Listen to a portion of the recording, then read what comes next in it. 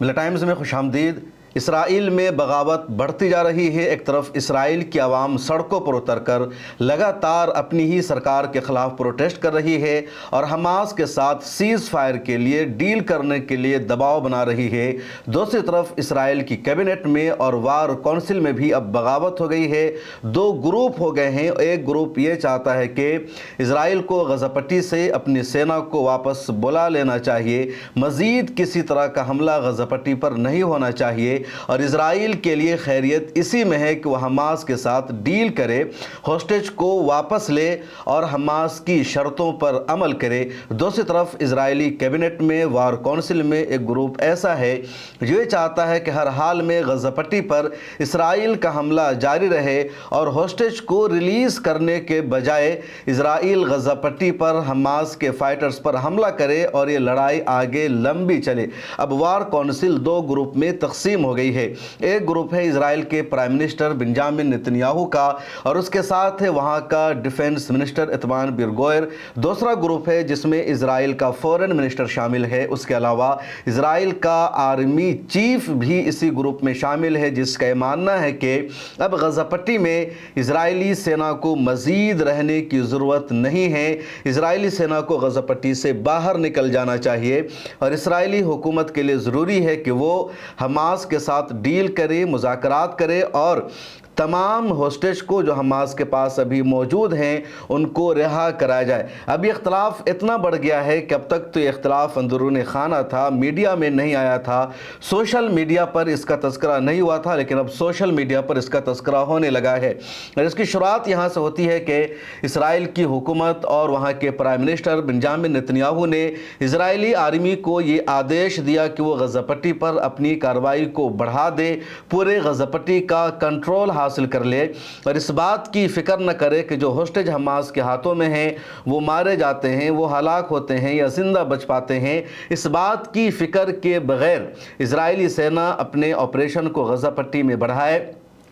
اسرائیلی army نے یا کہہ لیجئے آرمی چیف نے اسرائیلی حکومت کے اس آدیش کو، اس فیصلے کو ماننے سے انکار کر دیا اور کہا اب مزید اسرائیلی آرمی غزہ پٹی میں کسی اور آپریشن کو انجام نہیں دے گی۔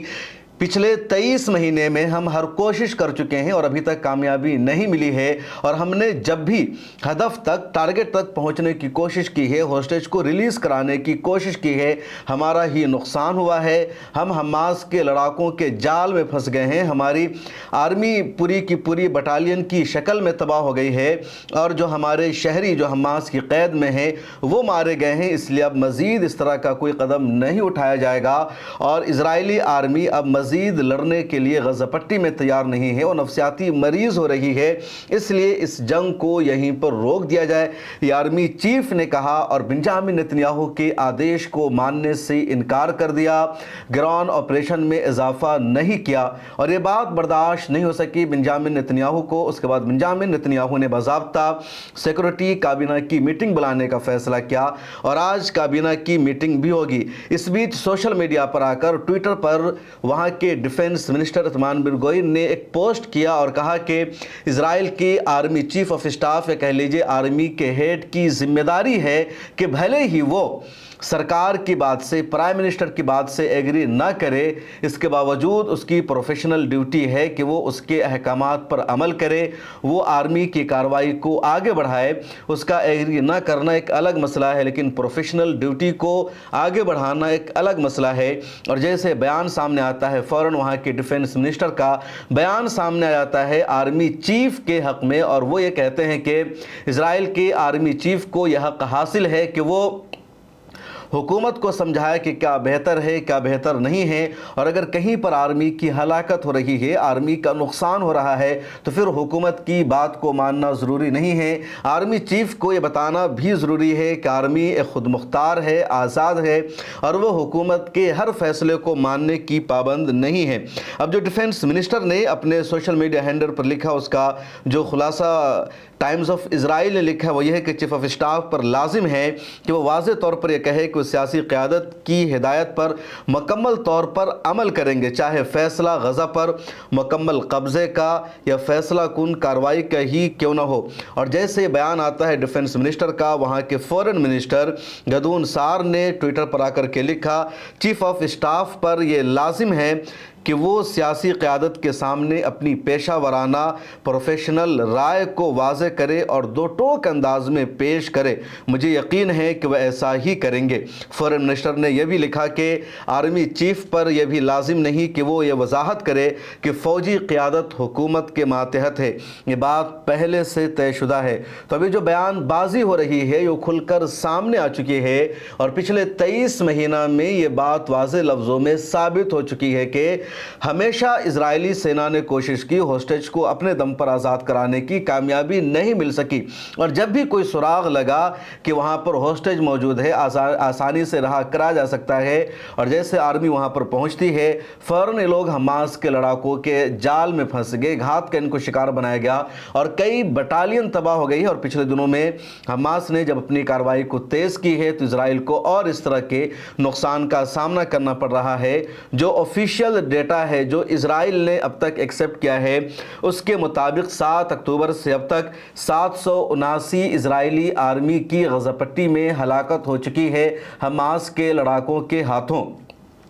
اور جو انوفیشل ڈیٹا ہے وہ یہ ہے کہ 10,000 سے زیادہ اسرائیلی آرمی غزہ پٹی میں ماری جا چکی ہے، 15,000 سے زیادہ کی تعداد زخمی ہو چکی ہے، اور تقریباً 20,000 تعداد اسرائیلی سینا کی ایسی ہے جو نفسیاتی مریض ہے، جو غزہ پٹی دوبارہ جانے کو تیار نہیں ہے۔ وہ غزہ پٹی سے باہر نکل چکے ہیں اور انہوں نے قسم کھا کر کے کہا کہ اب دوبارہ کبھی بھی میں ایسی جنگ کا حصہ نہیں بنوں گا۔ اور یہی وجہ ہے کہ بنجامن نیتنیاہو نے بار بار کہا کہ وہ حماس کے سامنے نہیں جھکے گا، حماس سے کوئی ڈیل نہیں کرے گا، وہ حماس کو ختم کر دے گا۔ لیکن اسرائیلی سینا یہ ہمت نہیں دکھا پا رہی ہے، اسرائیلی سینا حماس کے لڑاکوں کا مقابلہ نہیں کر پا رہی ہے۔ ادھر یہ دیکھیں کہ اسرائیل نے پورے غزہ پٹی کو تباہ کر دیا ہے، ہر ایک ذرے کو اس نے خاک میں ملا دیا ہے، پوری زمین کو اس نے تہس نہس کر دیا ہے، کارروائی بڑھتی جا رہی ہے۔ اس کے باوجود حماس کے لڑاکے ابھی تک آپریشن کو انجام دے رہے ہیں، جگہ جگہ اسرائیلی آرمی کو ہلاک کر رہے ہیں۔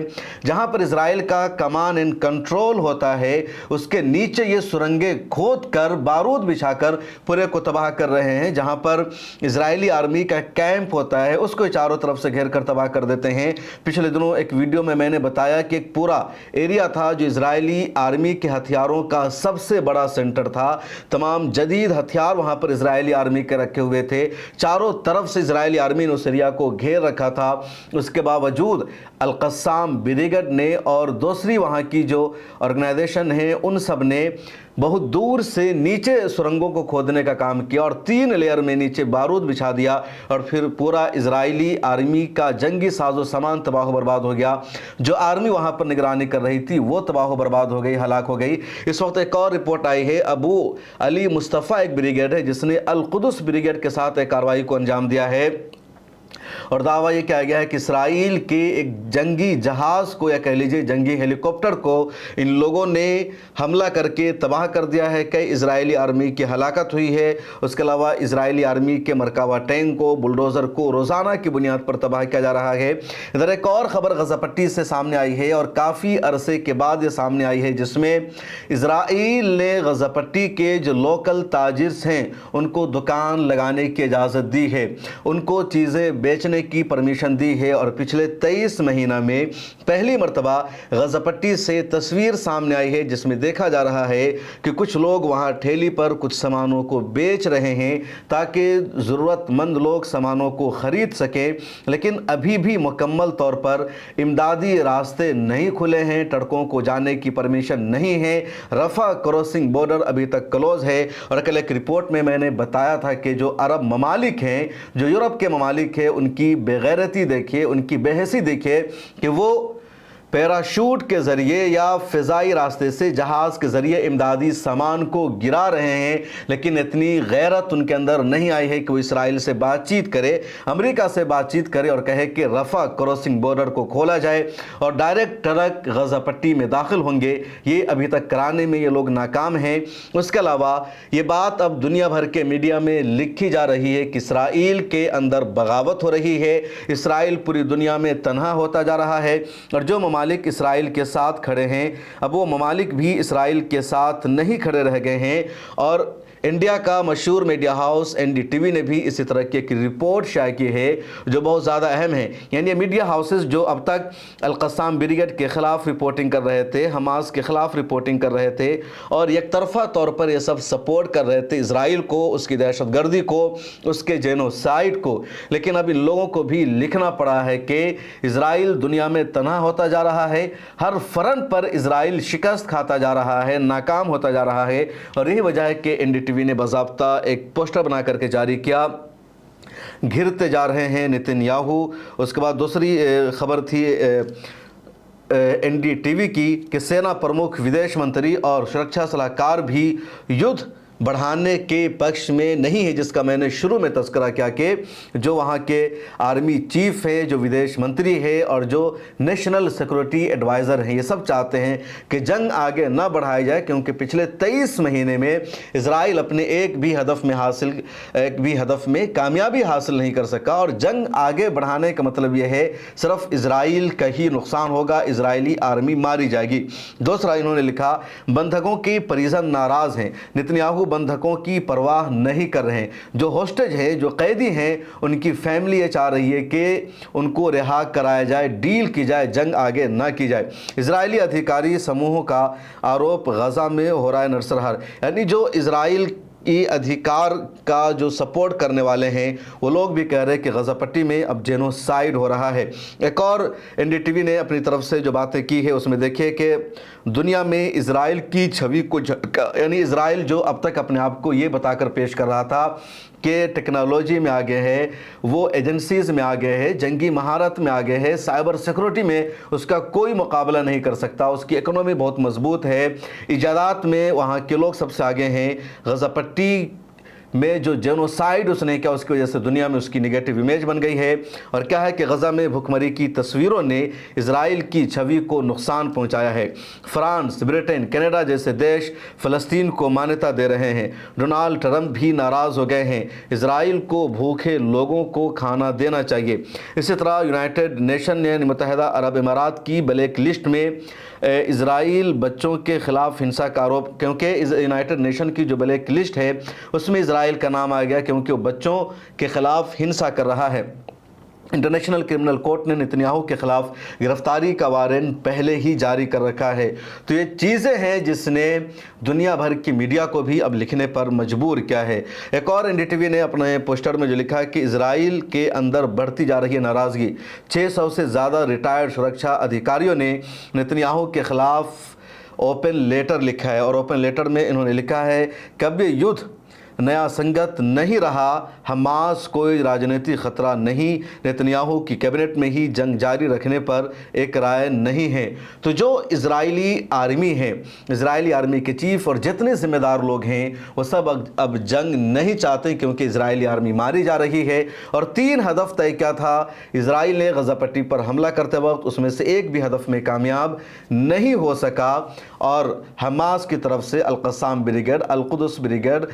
सलाहुद्दीन ब्रिगेड, अबू अली मुस्तफ़ा ब्रिगेड और जितने ग्रुप्स हैं मुजाहिदीन के